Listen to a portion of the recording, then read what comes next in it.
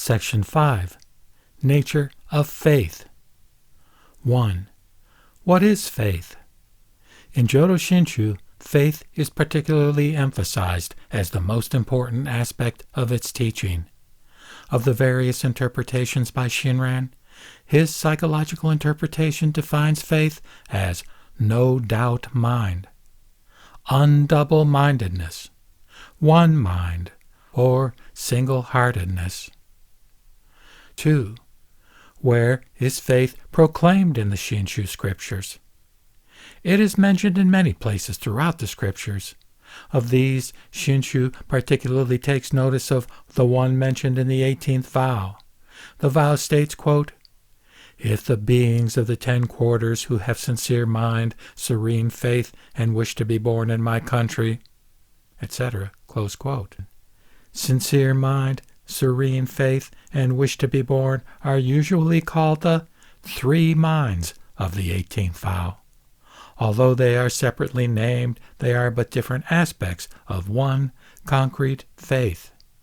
Thus, according to Shinran, these 3 minds may be represented by one mind, or serene faith. When they are represented by serene faith, sincere mind and wish to be born are implied in it as its essence and significance. 3. Why is emphasis on one mind necessary? And where did the term originate? It was Vasubandhu who used one mind to express the single-hearted faith in Amida Buddha. Shinran admired Vasubandhu's usage as an excellent means to make common people understand faith easily. 4. If one mind is easier to understand, why did Amida proclaim 3 minds in the 18th vow? Shinran gave a detailed interpretation of this problem in the volume of Faith in the Kyoto Shinsho. According to this explanation, 3 minds are at once one mind. One mind is used to show the easiness and single-heartedness of our faith in Amida. 3 minds are used to reveal the essence and origin of this single-hearted faith as we experience it. 5. What was Shinran's interpretation of 3 minds? As the cause for birth in Amida's Pure Land, all sentient beings are seemingly urged to gain 3 minds. It is, for example, very reasonable for beings to have sincere mind as a condition to be born in the Pure Land. Shinran realized, however, that such perfect absolute sincerity cannot be expected by common mortals. Furthermore, judging from the nature of the vow, he conceived that Amida's compassion will not expect such impossible requisites from poorly gifted common mortals. Thus, Shinran concluded that this sincere mind in the 18th vow is not what Amida requires us to have as a condition for our birth, but rather the sincere mind of Amida Buddha, who consummated his vow and established the Pure Land. It then becomes apparent that the above-mentioned sincere mind is really a gift of Amida Buddha.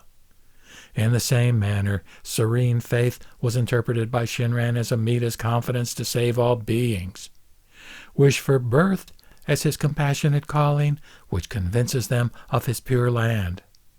Thus, all 3 minds are to be attributed to Amida's virtue and are given to all beings as true faith in the condensed form of one mind.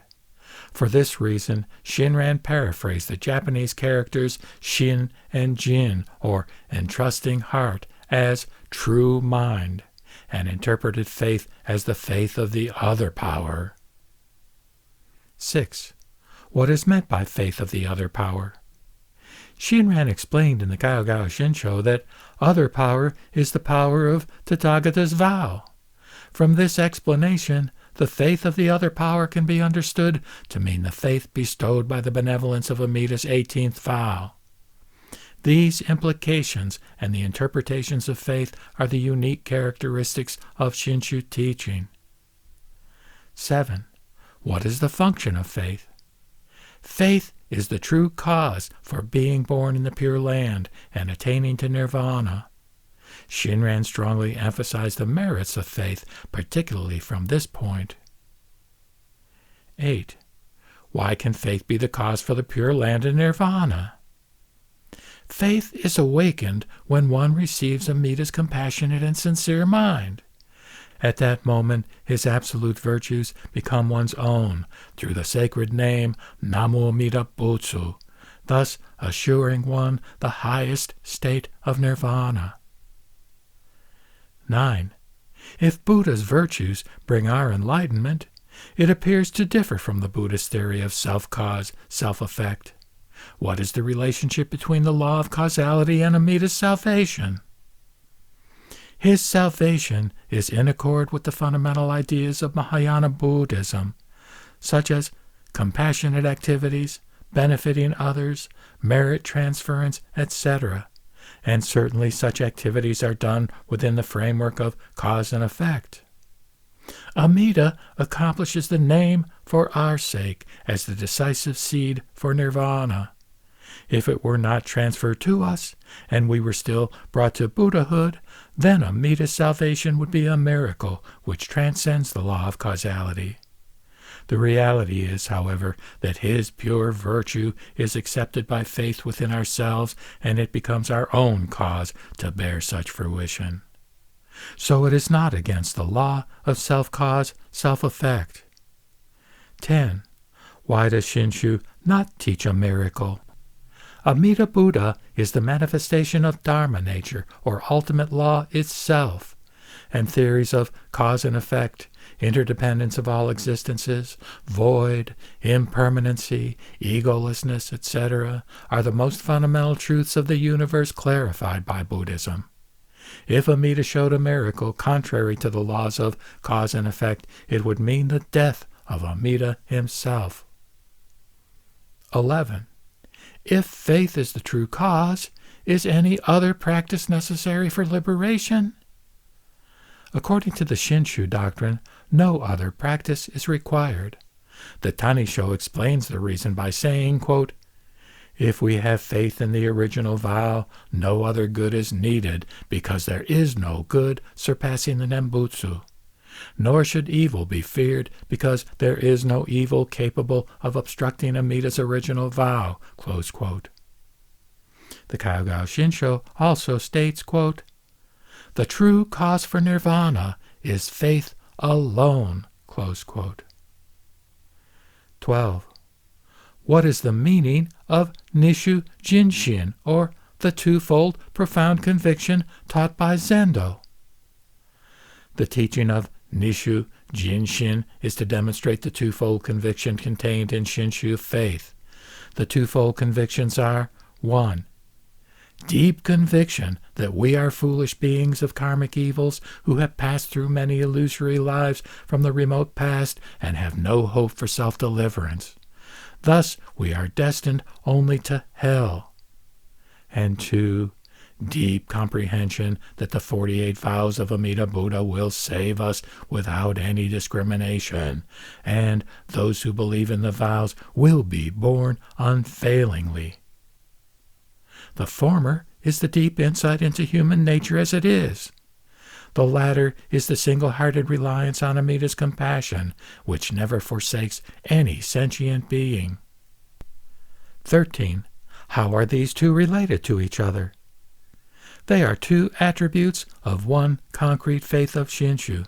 They cannot be separated. 14. Do they arise at the same time, or one after another? By self-power or other power? They arise at the same time. The self-introspection made by self-power is not perfect. Only through the second conviction, wholehearted trust in Amida's compassion, can one attain true insight into human nature as it is. Both of them are awakened by the other power. These two are the vital attributes of a concrete faith in Shinshu. 15.